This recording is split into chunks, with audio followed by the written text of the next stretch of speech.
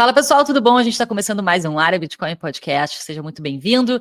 Aqui a gente debate sobre diversos temas que têm a ver com o Bitcoin, pela perspectiva do Bitcoin, né? E no episódio de hoje a gente vai falar sobre o que acontece com o Bitcoin depois que todos os 21 milhões forem minerados. Vai acabar o Bitcoin? A rede vai morrer? Não vai mais ter minerador? Tudo isso a gente já ouviu e a gente vai debater aqui com você para te ajudar a entender sobre isso. Para quem não me conhece, eu sou a Cacá, aqui comigo está a Carol, nós somos as fundadoras da Área Bitcoin, uma escola Bitcoin Only que nasceu em 2019, ou seja, o nosso foco, né? É Bitcoin. E além desse podcast, você pode também aprender sobre Bitcoin com a gente no YouTube, no Instagram, nos nossos artigos no blog e através dos nossos cursos na plataforma areabitcoin.com.br.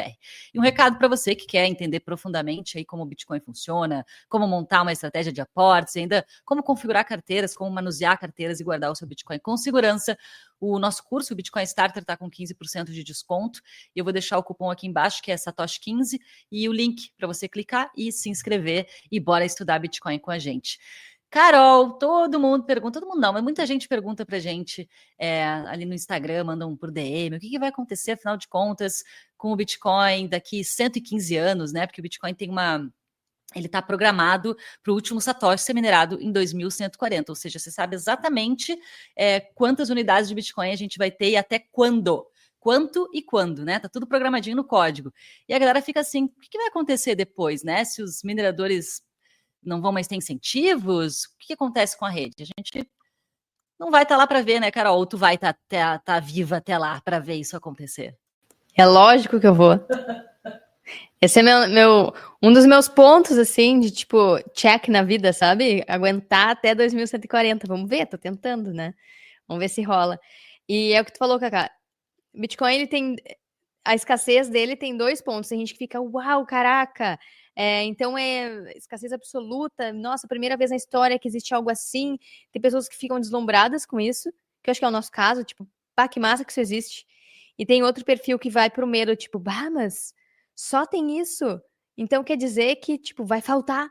Mas é um vai faltar que vai pro lado da escassez mental de quem não parou para estudar o Bitcoin completamente, perceber que não são 21 milhões sólidos de Bitcoin, digamos assim, são 21 milhões de Bitcoin, que dentro deles tem 2,1 quatrilhões de Satoshi. Então, Satoshis existem em abundância. Então, acho que esse é o primeiro ponto para a gente falar nesse podcast e começar a partir desse desmembrando a sensação de escassez como se só poucas pessoas pudessem ter, quando na verdade é o contrário, né, Cacá? Até vou aproveitar para comentar sobre isso que tu trouxe agora, Carol.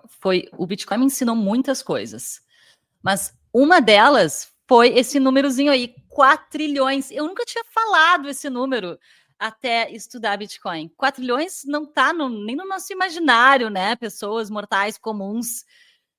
Falar em bilhões já é uma coisa muito distante, assim. Agora, 4 trilhões? Que número é esse, né? Fica uma coisa muito fora do comum. Do tangível, né? Isso. É doido, porque a gente está acostumado realmente a falar em unidades, dezenas, centenas, milhares. Quando chega na escala dos milhões, tudo fica meio intangível, né? Mas ao mesmo tempo que, tipo, são escalas reais. Tipo, a gente pega o universo. Vou viajar, tá? A gente pega um punhado de areia, um punhado de, sei lá, qualquer coisa, tem bilhões de átomos ali. A gente só não consegue contar porque a gente não enxerga. Mesma coisa no Bitcoin. Existem 2,1 quatrilhões de satoshis para serem minerados até o ano de 2140. Só que, claro, existe um arredondamento para 21 milhões, que na verdade nem é 21 milhões, é 20 milhões 980 mil, até posso pegar o número correto aqui, que é uma aproximação, e o mais aproximado é 21 milhões. Então, para arredondar e não ficar ainda mais difícil a notação, né, da galera, saber quantos Bitcoin vão existir até o final da mineração, não no final da mineração, até o último Bitcoin ser minerado, arredondando 21 milhões. Tu falou outro negócio, mas eu esqueci também. Eu estava falando que o Bitcoin me ensinou sobre os 4 trilhões. Aliás, essa é uma das coisas que a gente te ensina no Bitcoin Starter, inclusive, e sobre isso que a Carol acabou de falar, que a gente fala 21 milhões, né? Mas é um arredondamento e não é exatamente 21 milhões, é um pouquinho menos. Mas aí, enfim, lá no Starter você quer aprender sobre isso, assim, e virar um CDF de Bitcoin, um nerd de Bitcoin, Bitcoiner. Tá lá no Starter, você aprende tudo isso no detalhe. Bom, mas vamos adiante, porque não é exatamente sobre isso que a gente vai falar aqui nesse podcast hoje, né, Carol? Mas não é, né? Quer dizer, não é, mas é. Inverti tudo. Eu só ia falar que, tipo, tu falou que Bitcoin te ensinou que são 4 trilhões. Para muitas pessoas, Bitcoin tá ensinando frações, né? Que é o básico, assim, da matemática. Tem gente que fala que por Bitcoin ser ultra divisível, esse divisível em 100 milhões de satoshis em cada unidade de Bitcoin, isso acabaria com a escassez dele. Claro que não. Aí vem a história da matemática, da escola, que quem não aprendeu começa a repetir esse monte de baboseira aí de que Bitcoin ser ultra divisível não torna ele escasso. Mas, enfim, esse é outro papo sobre matemática básica da escola. O que tu comentou antes? Não, se fosse assim, a gente teria pizza infinita, né? Se as coisas fossem divisíveis infinitamente, né? Não faria o menor sentido isso. Seria pizza quântica, né? Tu divide até o micro próton ali com um número máximo de pessoas que podem existir no universo, mas aí, de novo, escala intangível, né? Não para em quantidade de multiplicação, mas de divisão. Enfim, começamos bem. Já viu que esse podcast, ele vai ser daqueles... Tem gente que reclama que a gente dá uma viajada, assim, mas, pô, gente, vamos dar uma viajada. Às vezes, no meio da viagem, são umas coisas criativas, assim, pensamos em insight, vai, né? Saem uns insights legais. Tá, voltando aqui, então. O nosso podcast é sobre o que vai acontecer em 2140. Então, vamos para essa explicação, Carol. Vamos lá. Bitcoin está programado para o último Satoshi ser minerado no ano de 2140. Não estaremos aqui, por mais que tu queira, não estaremos aqui para ver isso, Carol, a não ser que descubram como descongelar as pessoas e as pessoas voltarem à consciência. Inclusive, o Ralphine está congelado, para quem não sabe, né? Interessantíssimo. Não sei o que ele quer com isso. Se ele acha que ele vai ser possível voltar no futuro para ver o que aconteceu com o Bitcoin. Talvez tu queira seguir o mesmo caminho, né, Carol? Mas, enfim, até então não descobriram como descongelar seres humanos e fazer eles voltarem à vida. Daqui 115 anos não estaremos aqui, mas... provavelmente nossos netos estarão aqui e vão ver essa história acontecer. Vai ser bem, bem interessante. O que acontece no momento que todos os bitcoins forem minerados? O que acontece com a mineração nesse momento? Boa, eu acho que essa é uma pergunta interessante, mas a gente precisa ver como é que vai funcionar toda a rede, toda a emissão de Bitcoin até chegar nesse ponto que eu acho que é fundamental, né, para quem tá chegando agora. Beleza. Tá, eu vou compartilhar uma tela aqui que deve ficar mais fácil da galera visualizar, que é o seguinte. Essa imagem aqui, que Bitcoin tem uma emissão programada e previsível. O que eu quero dizer com isso? A gente sabe de antemão, desde que a rede começou a rodar, quantos Bitcoin podem existir, arredondando 21 milhões, e a que taxa essa inflação do Bitcoin vai reduzindo ao longo do tempo, até ele se tornar perfeitamente escasso, ou seja, até acabar a emissão de novos Bitcoin e não ter ninguém que consiga emitir mais Bitcoin. Essa imagem resume isso. Então, ela mostra aqui na linha roxa o supply futuro, a oferta futura de Bitcoin. Em vermelho é a recompensa em satoshis, né? Ou Bitcoin. Em verde, o quanto já foi emitido. E aqui em amarelo é o momento presente, o quanto já foi emitido até agora. Então, a gente consegue perceber que ao longo do tempo, a maior parte dos bitcoins já foram emitidos até 2024, ou seja, 95% da oferta de Bitcoin. E nos próximos 120 anos, vai ser emitido o restante, cerca de 5% do supply da oferta de Bitcoin. E, enfim, não tem quem modifique esse mecanismo. Então, por isso que é tão importante acumular Bitcoin agora, voltando alguns podcasts atrás, porque com o tempo a emissão vai ficar cada vez mais rarefeita e às vezes comprar meio Bitcoin, como é possível hoje, sei lá, com uma quantidade, um volume de fiat, vai ficar cada vez mais caro, vai ficar cada vez mais difícil, porque vai ficar cada vez mais escasso. Então, a gente tem aqui pela primeira vez na história um dinheiro que é previsível. Nenhum banco central dá esse grau de previsibilidade e essa previsibilidade matemática, inclusive, que é o que aparece nessa imagem aqui. Essa tabela ela traz através de números e dados mais fácil de visualizar como que vai ser essa redução da oferta de Bitcoin, em que momento isso vai acontecer, em que altura de bloco, quanto Bitcoin vai ser minerado e quando isso cessa. Então a gente tem essa tabela aqui que é, enfim, é a base do entendimento do Bitcoin. A gente tem aqui na esquerda a altura de bloco, ou seja, quantos blocos já se passaram pela rede. A gente sabe que a cada 210 mil blocos acontece uma redução da oferta, que é um evento chamado halving, que está aqui na segunda coluna. Então, a cada 210 mil blocos, corta pela metade a emissão e acontece um halving. Isso, em média, leva a cada 4 anos, tá? E a gente tem aqui também a data que já aconteceram os halvings anteriores, mas todo o calendário de emissão do Bitcoin não é de acordo com a data do nosso calendário normal, né, que a gente usa, é de acordo com a altura do bloco.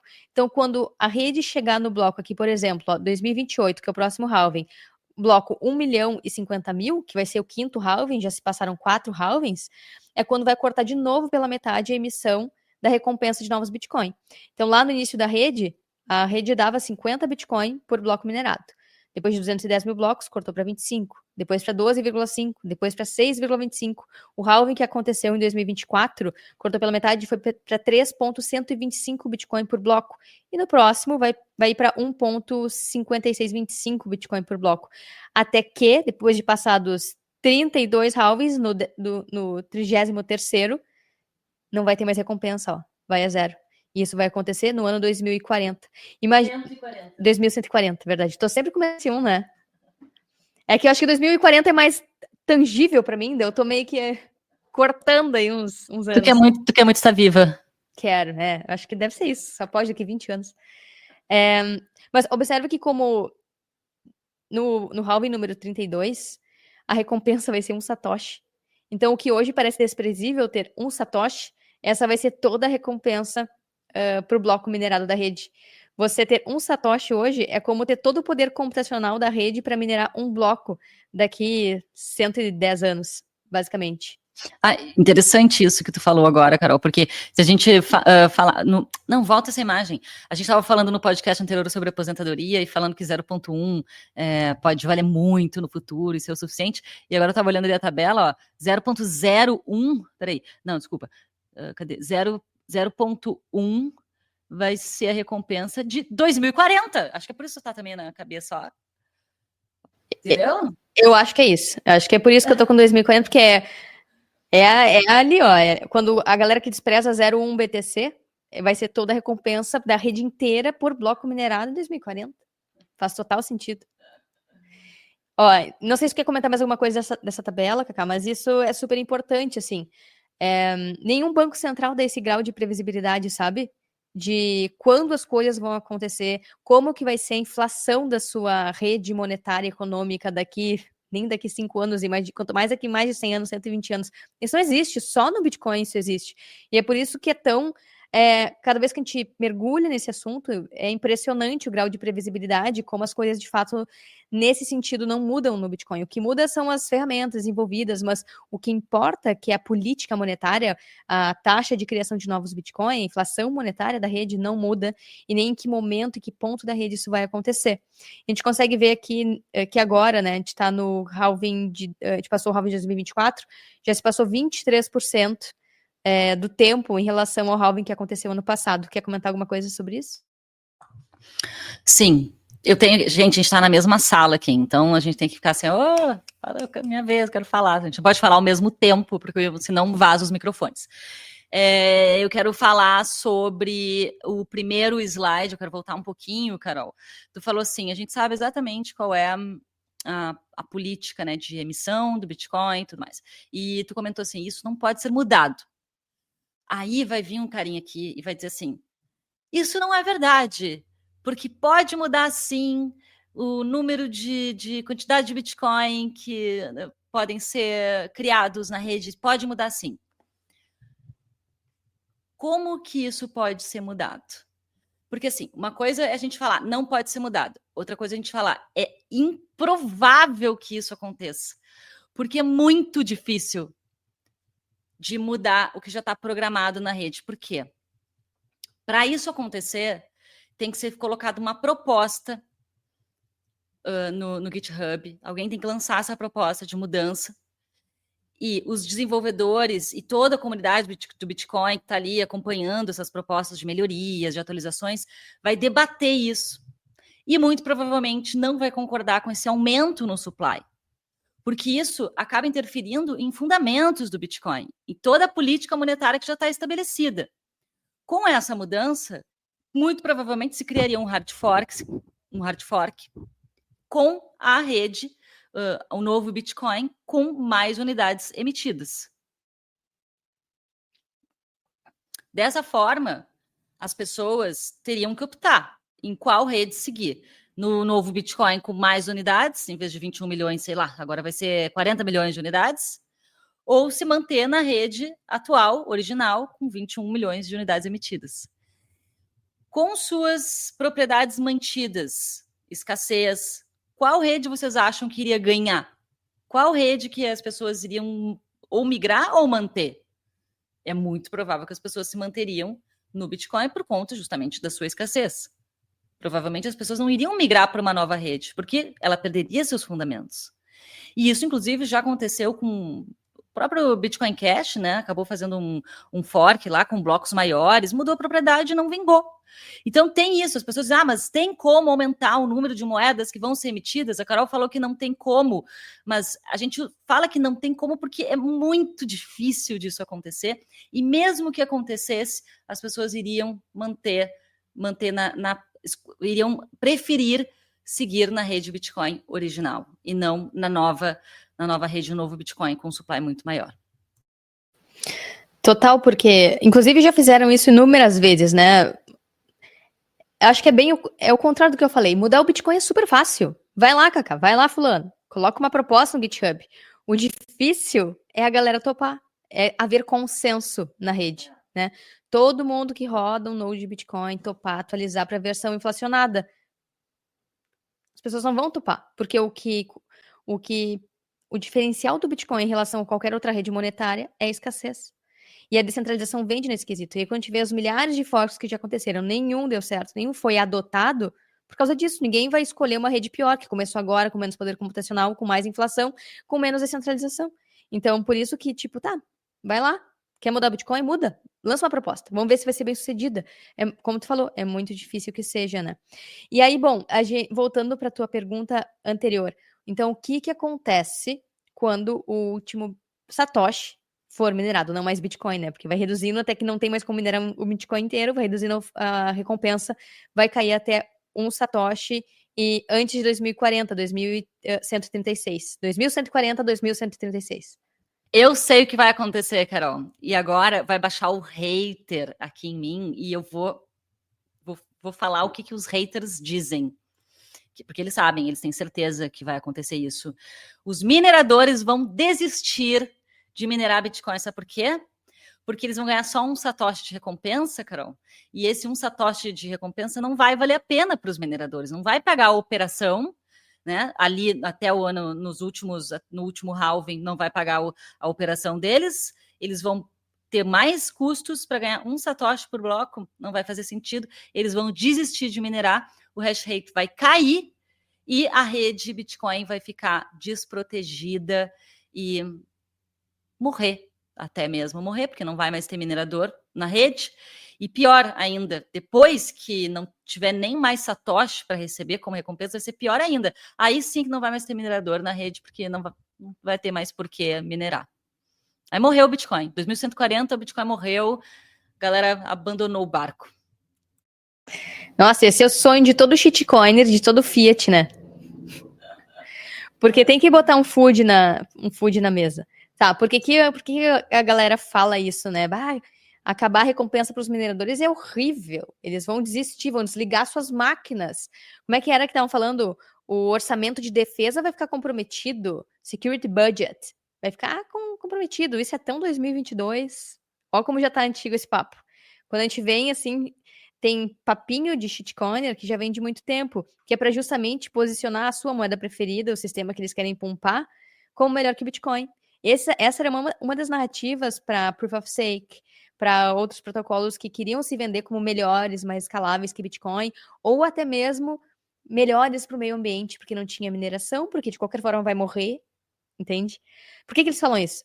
Porque realmente, com o tempo, o hash rate, ou seja, o poder computacional empregado na rede, está crescendo, está subindo muito. Ou seja, tem cada vez mais pessoas minerando, empresas minerando e mais máquinas com poder computacional sendo ligadas na rede, competindo para minerar o próximo bloco e receber essas recompensas. E aí o hater vem e fala isso que tu comentou, pensando, se a recompensa vai cair, isso quer dizer que eles não vão conseguir manter as operações. Vai ficar cada vez mais caro, eles vão receber cada vez menos, não vai ser economicamente viável minerar Bitcoin. E aí que tá o problema, né? Não estudou Bitcoin. Por quê? Os mineradores, eles se monetizam não só com a recompensa que é dada pela rede, mas também pelas taxas que a própria rede paga para processar transações. E esse é um ponto crucial da rede Bitcoin, porque tudo, absolutamente tudo, funciona através de transações. Abrir um canal de Lightning, abrir uma sidechain, fazer uma multisig, outros scripts que surgem na rede Bitcoin, é tudo através de transações. E quanto mais complexa uma transação, quanto mais código vai nela, se é uma transação com um script gigantesco, sei lá, abrir uma sidechain, é muito mais pesado, ocupa muito mais espaço de bloco. E vale lembrar que a taxa paga pela rede, ela muda e oscila de preço de acordo com a demanda por espaço no bloco. E o peso das transações também, né? Então, quanto mais competição por espaço de bloco, ou seja, quanto mais transações competindo para serem processadas, e quanto mais pesadas essas transações que querem ser inseridas no bloco, querem ser processadas, mais caras são as taxas. E quanto mais caras as taxas, mais os mineradores conseguem, enfim, se financiar. Não sei se tu lembra, Cacá, vai lembrar, claro. Ano passado, início de 2023, recém tinha surgido Runes, Ordinals, esse monte de cacareco, shitcoin, que agora já não sei, olha só, não sei eu falar mais, né? Teve ali no Halving é o melhor exemplo. Naquela semana após Halving, lançaram um protocolo que emitia a shitcoin no Bitcoin Runes, e alguns mineradores naquela época receberam muito mais em taxas do que em recompensa por bloco. Então, eles estão recebendo agora 3,125 Bitcoin por bloco minerado. Eles chegaram a receber 6, 7 Bitcoin, quase o dobro ali de Bitcoin que eles recebem como recompensa pela mineração da rede. Eles receberam em taxas de pessoas querendo aquele bloco, querendo ser inseridos naquele bloco. E isso comprova essa teoria, pelo menos no curto prazo, porque é uma teoria de longuíssimo prazo, para daqui 120 anos. Mas o ponto é, a rede já vai começar a operar dessa forma, não em 2140, mas muito antes. E aí tem alguns dados que mostram isso. Eu vou compartilhar aqui de novo, tá? Quer comentar alguma coisa sobre isso que eu falei antes de eu mostrar esses gráficos? Não, vamos direto para os gráficos, bora lá. Tá. Então, aqui, ó. O primeiro ponto é que esse gráfico ele mostra a receita dos mineradores em amarelo em taxas, em laranja em recompensa por bloco. E se a gente observar, conforme o Bitcoin vai se valorizando ao longo do tempo, tudo vai subindo, né? A quantidade de Bitcoin precificada em dólares e a quantidade de Bitcoin em taxas, né? Também precificada em dólares em amarelo. Então a gente acompanha o seguinte: se esses mineradores conseguirem acumular Bitcoin ao longo do tempo, eles já vão ter uma grande fonte de receita, que é a própria valorização do Bitcoin que eles mineraram ao longo do tempo no passado. Então, quanto mais os mineradores acumularem Bitcoin, melhor. A gente tem visto um movimento inverso, quando tem os picos de mercado, eles têm vendido Bitcoin, né, para se financiar, para pagar as contas de luz, que no fim das contas são pagas em fiat, na maior parte dos casos. Mas esse ano começou um movimento de mineradoras criando a estratégia Sailor, ou seja, pegando dívida em fiat, emitindo ações para poder fazer uma reserva de Bitcoin, e essa reserva pode ser os próprios Bitcoin que eles minerarem. Ou seja, os próprios mineradores, que antes era uma fonte de liquidez e ofertando o Bitcoin para o mercado, eles passam a ser uma fonte de demanda, mas isso é outro assunto. A gente observa que ao longo do tempo, os valores em taxas têm ficado mais estáveis, ou seja, os picos de taxas eram mais ali no topo do bull, né? Como aqui 2017, aqui 2021. E agora, de 2023 para cá, começou a ficar mais espalhado. E subiu muito mais agora aqui em, deixa eu ver, abril de 2024, maio, quando começou a subir e pós-halving, subiu muito, justamente com esses protocolos que eu falei que estão sendo criados na rede Bitcoin.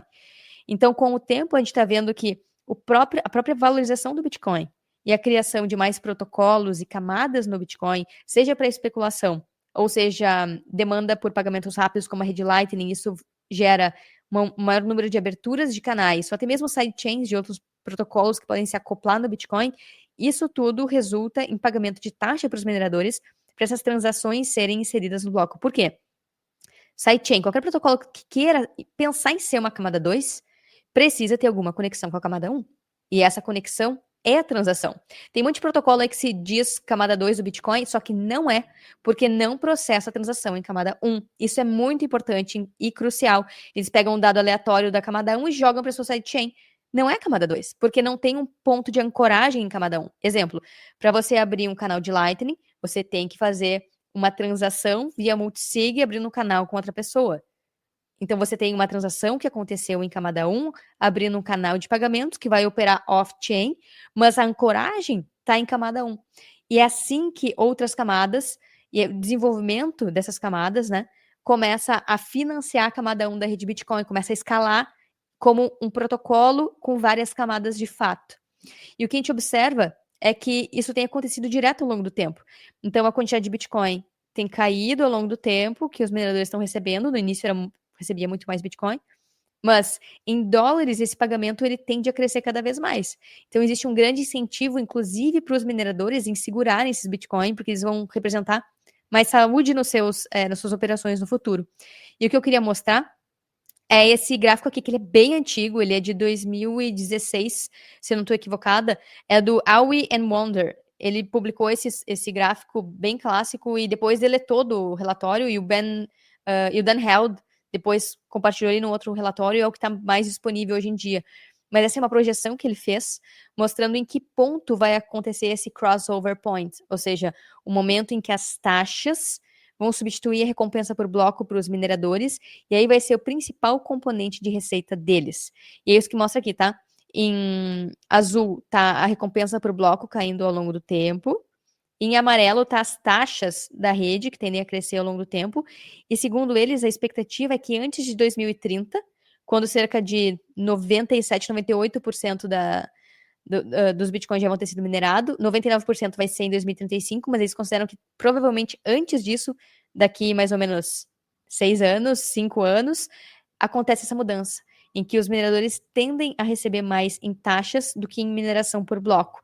Isso já começou a acontecer ali com Runes e com o crescimento da rede Bitcoin, né? Mais transações on-chain, mais protocolos sendo criados, ou seja, mais volume de negociações ali o minerador vai acabar processando, isso acaba suplantando em volume, e é muito bom para o minerador, e é isso que vai financiar ele não precisar se desfazer dos Bitcoin que ele recebeu para pagar as contas e desligar suas máquinas e acabar com todo o seu modelo de negócio, né? Boa, Carol, o que tu trouxe aqui foi basicamente uma explicação do que então vai manter a rede daqui para frente. O que os haters esquecem é que justamente os mineradores eles não ganham somente eles não ganham somente a recompensa por bloco, mas eles ganham sim nas taxas das transações, e não só das transações assim de um envio de Bitcoin de uma carteira para outra, mas sim nas taxas de aberturas de canais, de outros tipos de operações, de camadas que estão se acoplando à camada on-chain. Então, quando acabar a mineração em 2140, o que a galera tem que... Eu tô longe do microfone. O que a galera tem que lembrar é que um satoshi, lá em 2140, quanto que vai estar valendo? Qual vai ser o preço de um satoshi? Pode ser muita grana, a gente não tem nem noção de quanto vai ser isso. Qual vai ser o preço de um Bitcoin em 2140? Não lembro se tem projeção disso, Carol. Tem várias projeções para daqui 15 anos, 20 anos, 30 anos, mas eu não lembro de ter visto uma projeção para 2140. Tu lembra? Porque é muito tempo, né? Nem o dólar tem 100 anos, né? Imagina tentar projetar quanto que Bitcoin vai estar em dólares daqui a 120 anos. Então, é muita coisa. O que a gente sabe é que Fiat vai continuar perdendo valor e Bitcoin vai continuar ganhando. Agora, o quanto isso vai ser em Fiat, pode ser que a gente já esteja precificando as coisas em Bitcoin, porque Fiat já não tem mais valor nenhum. É aquele efeito do dinheiro do Zimbábue, né? De uma nota de 100 trilhões de dólares do Zimbábue. Ou seja, voltamos para o início do podcast. É até difícil de mensurar algo nessa escala, porque a diluição de valor é tão grande, quase no exemplo quântico, você consegue enxergar a diluição, mas sabe que ela está ali, porque virou nada, está invisível a olho nu. E aí é quando os padrões monetários são substituídos, né? Ou, por exemplo, o que pode acontecer também é a história de a gente conseguir replicar stablecoins para dentro do Bitcoin, que é uma proposta que já existe, já está rolando, mas se isso se consolidar, se essa stablecoin apoiada no Bitcoin, que reflete o preço do dólar, se consolidar, porque se o dólar entrar em hiperinflação, igual dificulta a precificação das coisas. Mas esse também é outro assunto. Eu queria comentar sobre... Pode falar. Anota essa tua ideia aí para tu não esquecer que tu quer comentar, antes de eu falar o que eu pensei em trazer aqui, porque a gente esqueceu de um food clássico. Anota aí, Carol. Dori. Já esqueceu o que tu ia falar? Já esqueci. É assim, ó, passou. Passou correndo aqui, se não pegar, ela foi embora. Então não era tão importante. Ó, eu ia comentar o seguinte: tem um food clássico que eu vou trazer aqui, Carol. E se a computação quântica destruir, acabar com essa previsibilidade da mineração, acabar com a mineração, porque assim, ó, antes, quando a rede Bitcoin começou, tu podia minerar com um computador normal, com notebook, com CPU em casa, com aquelas, né? Lembra dos computadores antigos? Ainda tem esses computadores, né? Aqueles que tem a. Como é que é o nome disso? Uma caixa? Não, não é uma caixa. CPU. Mas tem um outro nome, né? Que se chama. Cabeçote, não sei. Tem outro nome que lembrar, comenta aí. Tem um negócio, tem um nome para essa parte do computador que agora eu já me esqueci. Enfim, que é outro nome que não é CPU. Tem um outro nome. Então, no início da rede poderia minerar com um computador normal, né? Em casa, as pessoas poderiam minerar. E detalhe, estou falando isso, mas hoje já é possível minerar de novo em casa com Bitaxi. Aliás, semana passada a Bitaxi recebeu mais uma recompensa por um bloco. Hoje rolou. De novo? Aham. Teve um minerador solo hoje que minerou.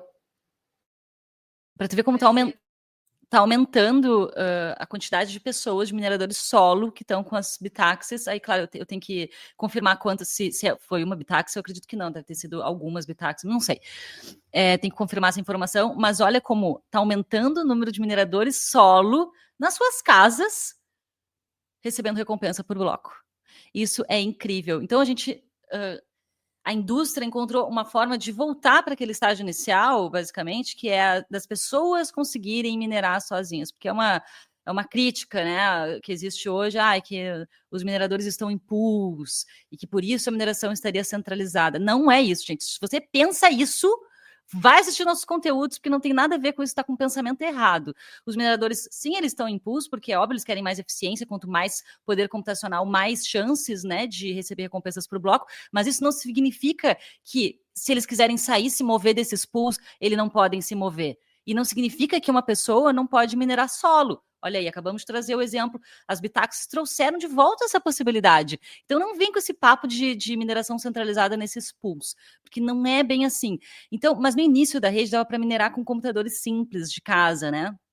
Depois se criaram as máquinas ASICs, que eram muito mais potentes, né? Tinha muito mais poder computacional para ficar ali encontrando nonce, né? Buscando esse nonce, né? Ficar processando até encontrar o nonce, certo, Carol? Perfeito, beleza. Só para confirmar aqui se está tudo certinho. E aí rola o seguinte pensamento depois disso. Tá, e depois das máquinas ASICs, né? Que tipo de máquina que poderia surgir depois, se não poderiam surgir os computadores quânticos com um poder computacional bizarro, gigantesco, a ponto de minerar todos os próximos, o supply que ainda existe, tudo de uma vez só e acabar com essa história toda de mineração em 2140. Isso tem muita gente que tem essa dúvida, Carol. Acho que cabe a gente trazer isso nesse podcast para esclarecer, porque computador quântico é um assunto da vez. Vez ou outra aí está surgindo notícias sobre o Google agora tem computador quântico, a Samsung, a Y, tem computador quântico, a China divulgou um computador quântico, e passa na cabeça das pessoas que isso pode ser possível. Se as ASICs que surgiram com maior poder computacional e tornou mais eficiente a mineração, como que, mas detalhe, nenhum desses aparelhos, assim, desses computadores, conseguiram conseguiram minerar a ponto de ser mais rápido a emissão de novos Bitcoin, porque tem um elemento na rede que a Carol vai falar que não deixa isso ser possível. E aí passa na cabeça das pessoas isso aí. Com o computador quântico, toda essa história da mineração de 2140 seria quebrada, Carol. Um computador quântico pode surgir e emitir todos os próximos Bitcoin em 5 minutos? Ai, meu Deus, como sair do assunto? Tá, eu acho que a pessoa que tá com essa dúvida, ela tem que voltar no podcast dedicado sobre computador quântico. A gente fez um explicando, a gente pegou um relatório, a gente foi a fundo, 1 hora falando sobre isso. Mas, em resumo, o computador quântico ele é uma ameaça relativa para o Bitcoin, não uma ameaça absoluta. Por quê? Os computadores quânticos que existem, que foram divulgados, eles têm uma quantidade de qubits muito baixa. Para conseguir, de alguma forma, atacar a rede Bitcoin, acelerar a mineração, teria que ter pelo menos 13 mil qubits. E agora os qubits são menos de 100 qubits. Então, está muito distante de conseguir. Ao mesmo tempo que muita gente fala, e é verdade, que se governos tiverem, de fato, um mega, super, ultra computador quântico, eles não falariam e ficariam quietos. Beleza. Mas tem uma forma de saber se, de fato, eles existem e se, de fato, o Bitcoin é um alvo. A gente já falou sobre isso, então tem vários endereços de Bitcoin que têm saldos gigantes, como o próprio Satoshi, ou os Bitcoins da época do Satoshi, que eles estão em endereços que são mais suscetíveis a ataques quânticos. Então, primeiro, a gente saberia se esse ataque é real. Então, primeiro ponto, esses computadores teriam que ter um nível de... o quê? Não é nesse nível que eu estou perguntando. Não é no nível de computador quântico atacar a rede e roubar saldos. Eu tô justamente, tu falou que tô saindo do assunto. Não, eu tô dentro do assunto. O que pode acontecer com a mineração em 2140? E eu tô perguntando, os computador quântico pode vir e minerar Bitcoin de uma maneira tão rápida, com uma superpotência, a ponto de minerar todos os Bitcoins antes de 2140? Eu ia chegar lá, mas é que são vários vetores de ataque, né? O mais fácil, um atacante nunca vai pelo ponto mais difícil. Quem tá atacando um protocolo, vamos supor, um predador que quer pegar um rebanho de vaca, sei lá, que tá pastando, vai pegar o filhotinho que ficou para trás. Não vai pegar o mais difícil que tá lá na frente, difícil de pegar, entendeu? O fortão. Esse é o poder computacional da rede As Bitcoin, analogias né? da Carol são as melhores. Sim, é uma questão de ataque, né? Então, um atacante, um predador, vamos supor, um computador quântico é o predador dos computadores, tá? Ele vai pegar os endereços mais vulneráveis, que são os endereços antigos. Então, primeiro ponto, esse seria o primeiro ponto de ataque, não os próximos Bitcoin, tá? Até porque ali tem 1 milhão de Bitcoin. Ali tem 5% da oferta. É como falam, um honeypot, é um balde de ouro, um pote de mel gigantesco para esses atacantes pegarem. Então é muito mais tem muito mais incentivos econômicos esses computadores quânticos se direcionarem para esses endereços. Primeiro ponto.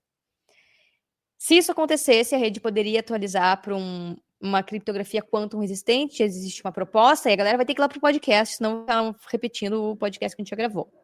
Agora, indo para o que tu falou, essa é a parte mais difícil. Eles competirem com outros computadores para conseguir achar um nonce antes de todo mundo e conseguir acelerar a mineração, tipo, 5 anos em 1 mês.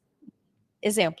E aí, 5 anos em 1 mês vai dar um monte de Bitcoin, né? Minera todos os Bitcoin daquele ciclo. Meu Deus, olha só que pavor. Não teria como fazer isso.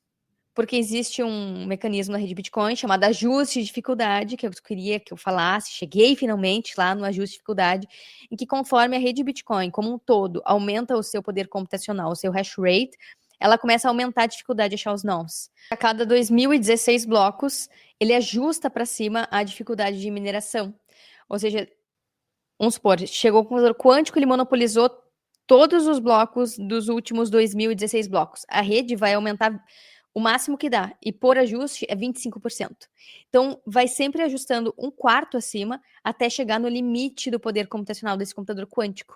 Então, é muito difícil que um computador quântico seja tantas vezes potente a ponto de monopolizar todos os blocos de um período longo de tempo, de um ciclo inteiro, por exemplo. E mesmo se isso acontecesse, se surgisse um computador quântico para minerar a rede Bitcoin e tentar acelerar esse processo, a maior parte dos Bitcoins já foram minerados. 95% já foi minerado. Então, o pote de ouro não está nos próximos, está nos que já foram minerados, nesses endereços antigos, entende? E tá aí um dos motivos do porquê que eu acho que, engenhosamente, Satoshi desenhou a rede Bitcoin para que a maior parte dos Bitcoin fossem gerados nos primeiros anos de vida da rede. São anos de vida em que o poder computacional do mundo não chegou no nível do computador quântico, em que é possível as pessoas comuns minerarem Bitcoin, dos seus computadores, e conforme a tecnologia fosse aumentando, não permitiria esse monopólio por parte de grandes players que teriam tecnologia para fazer um computador quântico. E quando eu penso por esse aspecto, que é um palpite meu, nunca vi ninguém falar isso também, eu penso, nossa, parece mesmo que Bitcoin surgiu de alguém que veio do futuro, né? Alguém que viu que ia dar merda nas moedas fiat, alguém que sabia que ia surgir um computador quântico e que posicionou, assim, Bitcoin certinho na linha do tempo da história, pós-subprime, no momento em que as pessoas mais precisariam do Bitcoin, porque é bizarro a sequência de eventos e também como tá tudo pensado de forma bem inteligente, elegante, simples, e quando a gente olha em retrospecto, que a gente consegue ver todos esses fundamentos. Mas respondendo a tua pergunta, Cacá, mesmo que surja o computador quântico, ele não focaria nos próximos blocos, focaria nos do passado, e mesmo que conseguisse chegar em alguma questão de poder computacional, não conseguiria monopolizar a rede poderia atualizar por uma criptografia quantum resistente, a ponto de fazer um fork e ser... esse computador quântico ele não fazer mais diferença para a rede, daqui a pouco até as pessoas conseguem ter computadores quânticos e minerar os seus próprios Bitcoin, e eu dei uma volta gigantesca. Não sei se ficou claro o que tu tem para comentar sobre isso. Não, adorei, fez todo sentido realmente quando tu falou que faz muito mais sentido, é muito mais economicamente interessante um ataque nos endereços antigos que já estão cheios de Bitcoin do que atacar os Bitcoins, o supply que tem para frente. Faz sentido isso mesmo. Carol, eu sei que na tua frente tu tem uma Bitaxi. Vamos mostrar para a galera o que é uma Bitaxi. Vamos, peraí. Quero comentar com vocês, se você não entendeu o que a gente falou aqui sobre ajuste de dificuldade, esse é um mecanismo extremamente importante na rede Bitcoin. No Starter a gente tem aula específica sobre isso. Olha, no detalhe sobre mineração, aula assim explicando exatamente como funciona a mineração. Se você não consegue entender, mas como assim? Bitcoin surge do nada, a partir de códigos, que máquinas são essas? Que história é essa de ajuste de dificuldade? Que é mempool?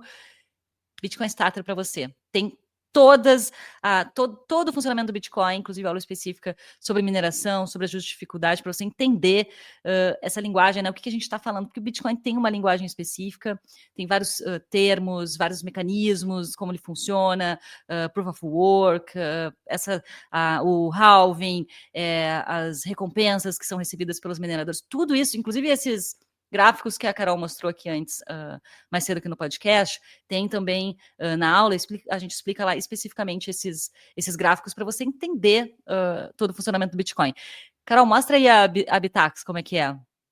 Esses são as novas mineradoras para quem quer minerar solo em casa. Olha o tamanho disso. É muito pequenininho, gente. Só aí tu liga na tomada e deixa ligado. É muito legal. Infelizmente, não tem para vender no Brasil, viu, pessoal? Só fora. Se você for para a Europa, se você for para os Estados Unidos, já se liga de você encomendar, demora às vezes para chegar. O ano passado a gente foi para os Estados Unidos e encomendou, era do Canadá, e não chegou a tempo, no fim das contas. Mas ainda bem que a gente ganhou, né, essas Bitaxis no evento que a gente estava, porque senão a gente não ia conseguir receber de volta. A gente ganhou da Human Rights Foundation no evento que a gente estava lá. Então, enfim, não tem no Brasil. Se você quiser, vai ter que comprar de fora. É um projeto open source, né? Se você tem aí habilidades de montar a sua própria Bitaxi, você pode entrar lá no site da Bitaxi e pegar todos os códigos, ver o que precisa, o software, né? O que você precisa comprar para montar a sua própria Bitaxi. Quem tiver essa familiaridade. Agora, quem não tem, só comprando fora mesmo, né? Por enquanto não tem aqui no Brasil. Foi uma dessas aqui que minerou esses mineradores solos, né, de Bitaxi. E é interessante porque é uma máquina de baixo poder computacional. Tem menos chances de encontrar um nonce, encontrar um bloco, mas é loteria, né? A rede Bitcoin é uma loteria. Quem, mesmo com baixo poder computacional, se na tentativa e erro acertou o nonce, pronto, vai levar a recompensa. Então, para tu ver como mesmo mineradoras de baixo poder computacional comparado com uma ASIC, por exemplo, de grande poder computacional, porque isso aqui é ASIC também, só que é uma ASIC de baixo poder computacional, consegue achar blocos sim. Enfim, tá aqui. Essa aqui é uma Bitaxi, a gente tem que ligar essa aqui também. Daqui a pouco a gente pode fazer algum material explicando como montar, né, Cacá? Com certeza, tá na lista. Pessoal, obrigada por acompanhar mais esse episódio do podcast. Espero que a gente tenha te ajudado a entender sobre esse assunto. Hoje foi um assunto mais voltado para a educação, né? Não foi nenhuma notícia, ou enfim, tudo é educação, né? Mas foi mais explicando um conceito assim do Bitcoin e também os foods, né?